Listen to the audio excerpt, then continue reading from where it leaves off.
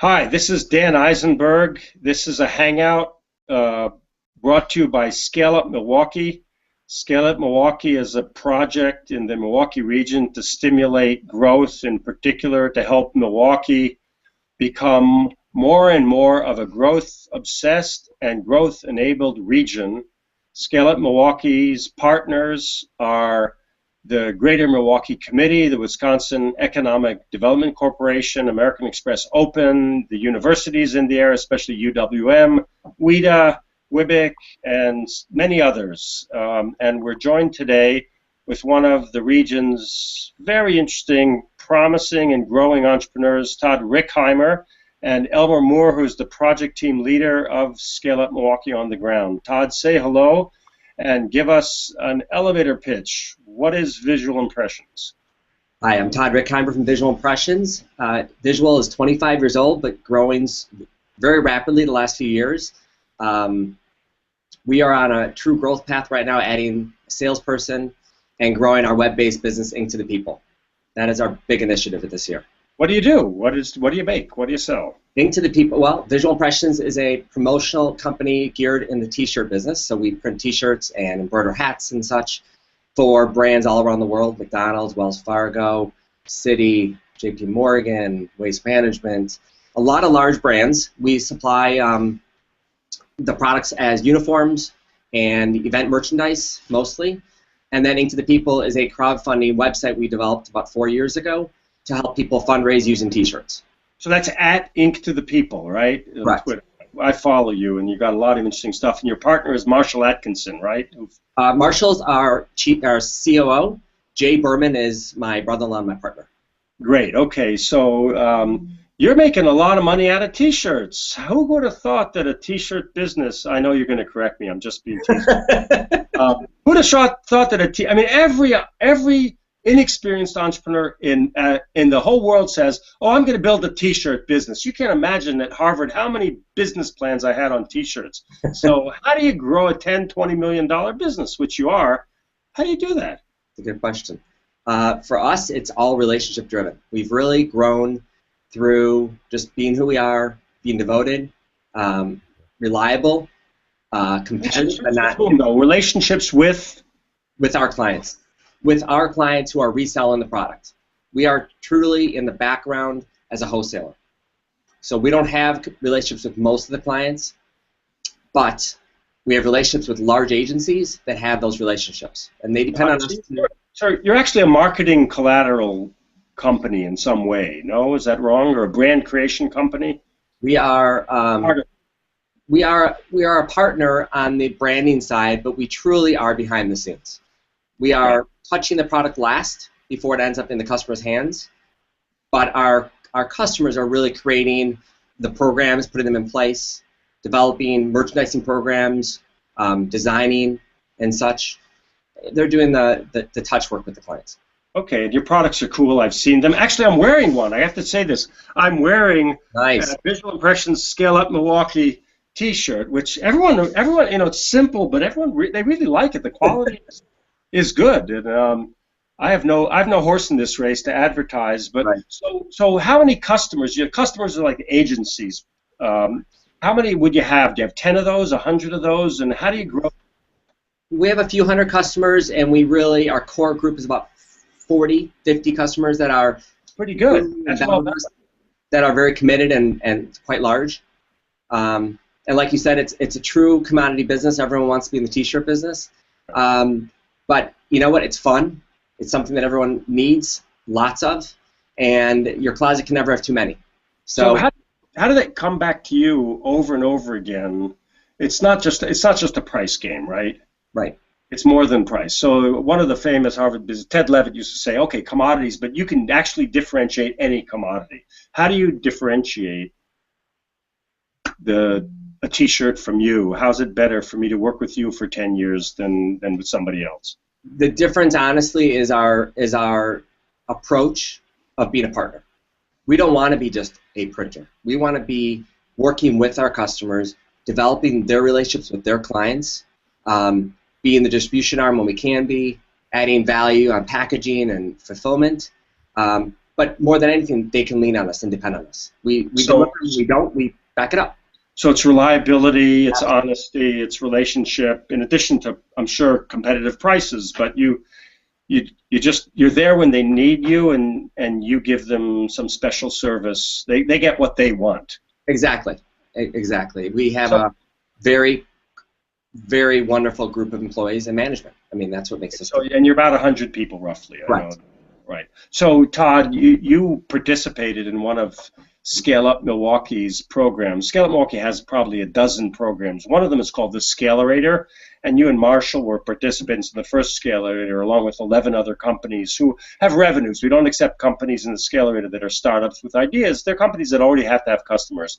What was your experience there? What were some of the highlights, the practical things that you took away from that? There are many things. What stands out the most was HR practices, hiring practices.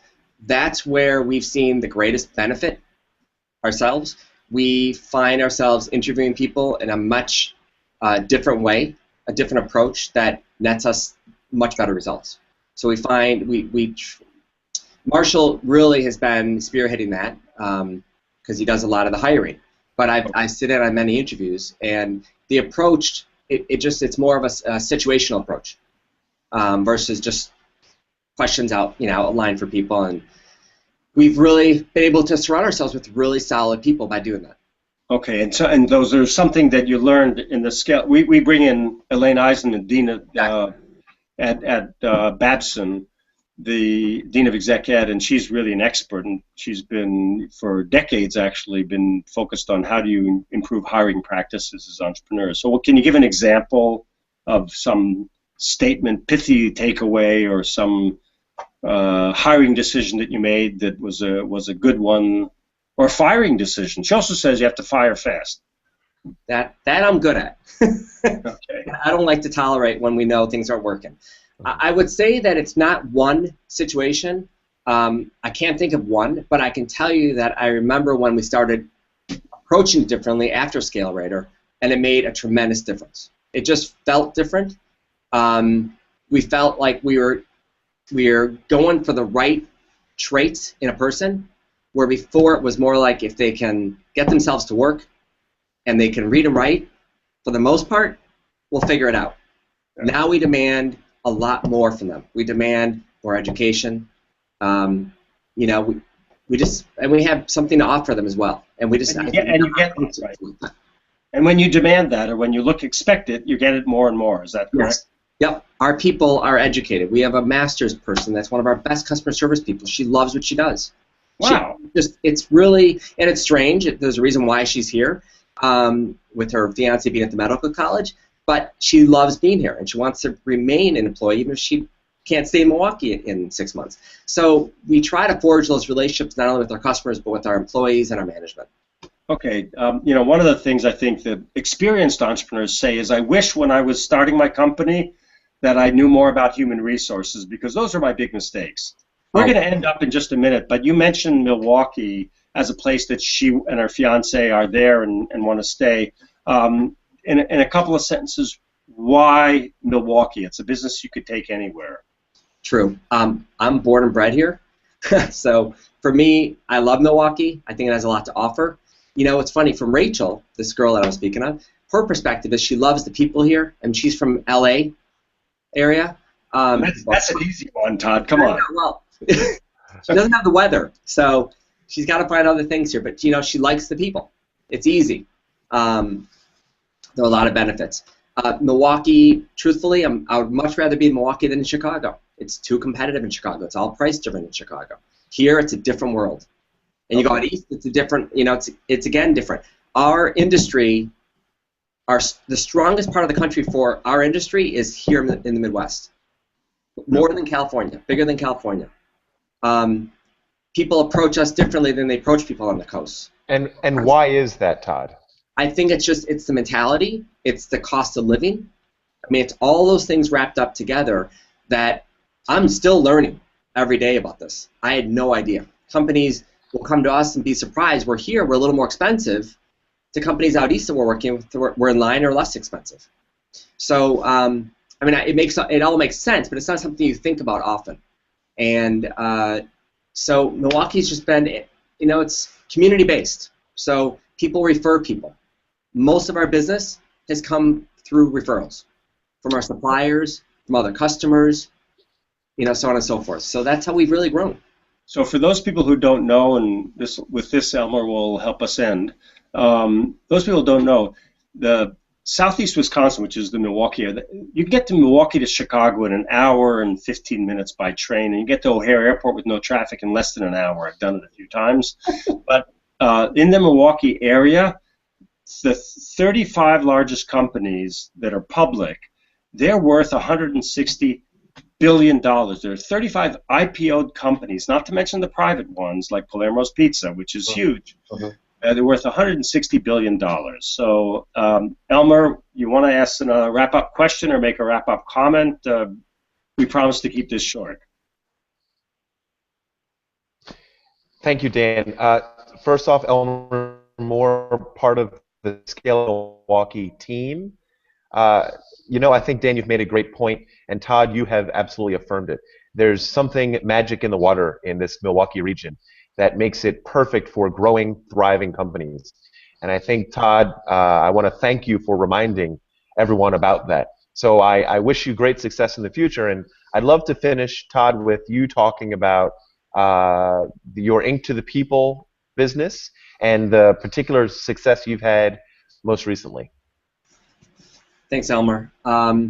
So Ink to the People was developed about 5 years ago. We had our big push when the Boston Marathon bombings occurred, and we helped raise over $1 million for the One Fund in Boston.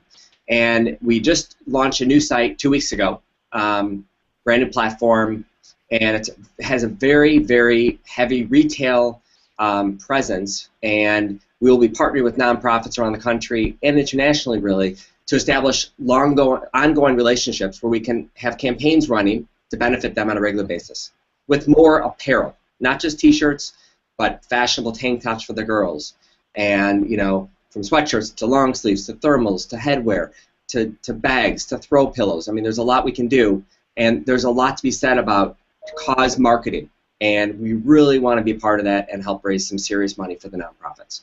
That is our plan for the year, and yeah. That's a fantastic plan. We're excited to see you carry it out. Thank you for participating. We're going to see you at the next one. Have a great day. Thanks, Todd. Thanks, Elmer. Take care.